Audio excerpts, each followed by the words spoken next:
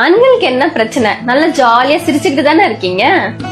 அப்படி சிரிச்சுக்கிட்டே சந்தோஷமா இருக்கிற ஆண்கள் கிட்ட ஒரு அரை மணி நேரம் உட்காந்து மனசை விட்டு பேசி பாருங்க. கண்ணீரை துடைக்கிறதுக்கு கைக்குட்டை பத்தாது. தாங்க முடியாத அளவுக்கு அழுத்தத்தை கொடுத்துட்டு ஆண்கள் அழுதா கோழைத்தனம்னு சொல்ற இந்த சொசைட்டிக்கு முன்னாடி அழுகவும் முடியாம வெளியே சொல்லவும் முடியாம பல பிரச்சனைகளை மண்டைக்குள்ள வச்சுக்கிட்டு சிரிச்சுக்கிட்டே கடந்து போறவங்களுக்கு பின்னாடி இருக்கிற வழி இருக்கு. தாய்க்கு பின் தாரம்னு சொல்லுவாங்க, ஆனா தந்தைக்கு பின் தந்தை மட்டும்தான். ஒவ்வொரு மாசமும் கஷ்டப்பட்டு சம்பாரிச்சு அந்த சம்பளம் வந்து அடுத்த செகண்டேயும் அதை அனுபவிக்க கூட முடியாம அடுத்த மாச சம்பளத்துக்காக ஓட ரெடியாகிற உங்க அப்பா கிட்ட கேளுங்க, அதுக்கு பின்னாடி இருக்கிற வழி எவ்வளவு.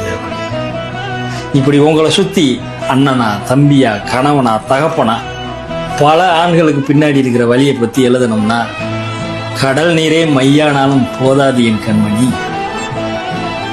ஆண்களை வாழ்றது அவ்வளவு சொல்லுங்க.